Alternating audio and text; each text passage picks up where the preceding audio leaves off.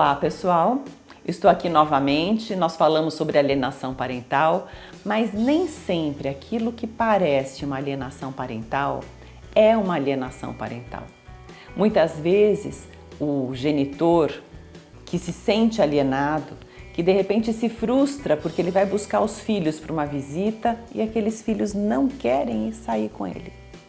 Muitas vezes ele pensa, puxa, será que a mãe, o pai está fazendo uma alienação parental?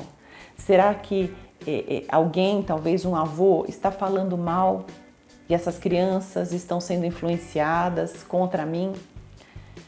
E aí, pessoal, o que acontece? Muitas vezes não é real. Muitas vezes também no fórum os genitores são convidados, os ex-cônjuges são convidados para uma conversa a respeito destes filhos que não querem visitar. E quando a gente vê, e muitos juízes que também já trabalham com direito sistêmico, que são juízes que fizeram cursos também de constelação familiar ou juízes que conhecem esse trabalho através de consteladores, muitos deles já indicam ou já orientam, encaminham esse casal, essa família para uma constelação. E aconteceu um caso de uma moça, aliás de uma menina de 10 anos, cujos pais se separaram e toda vez que esse pai vinha buscar essa menina para passar o dia com ele ou final de semana, conforme combinadas as visitas, essa menina não queria ir com ele de jeito nenhum. E ele conversando até com a mãe da menina, falou, puxa, mas por quê? O que está acontecendo? Ele teve a impressão de que havia ali uma alienação parental. Mas quando eles fizeram a constelação, orientados inclusive por esse juiz que acompanhava esse caso, ficou muito claro que essa menina, ela estava vinculada, ela olhava para um irmão dela que não tinha nascido. Então veio à luz que este casal, antes de se casar, enquanto eles namoravam, ela engravidou. Só que os dois resolveram que não era a hora de ter filhos e eles praticaram um aborto, eles abortaram esse primeiro filho. E essa menina não tinha a mínima ideia do que tinha acontecido.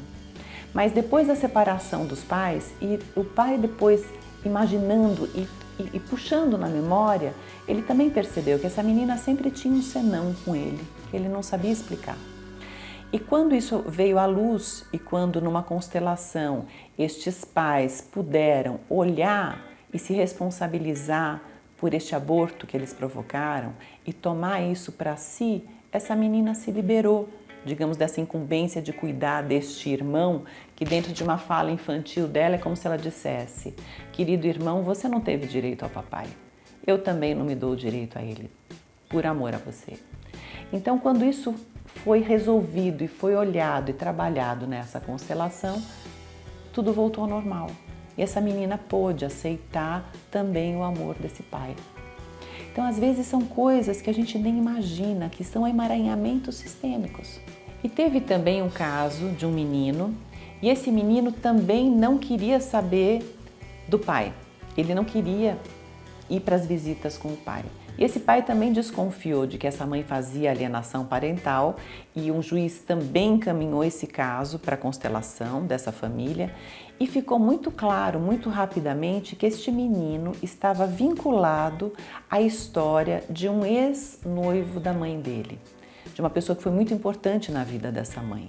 Só que ela terminou esse noivado porque ela conheceu o pai dele e ficou com ele. Então, o que acontece nesse caso?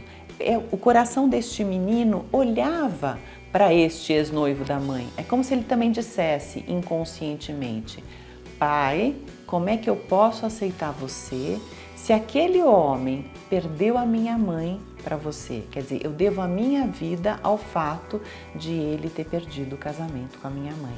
Então eu não posso aceitar você. Então percebe, pessoal, às vezes são coisas que parecem muito doidas. E aí eu convido vocês a estudarem um pouquinho, assistirem também outros vídeos para entenderem essas 3 leis sistêmicas de pertencimento, hierarquia, equilíbrio, porque tudo gira em torno disso. Então isso é muito interessante a gente perceber isso, como isso acontece. E às vezes também acontecem casos onde os emaranhamentos são emaranhamentos da própria mãe alienadora. Eu também, esse caso fui eu que atendi no Sejusc aqui em Sorocaba.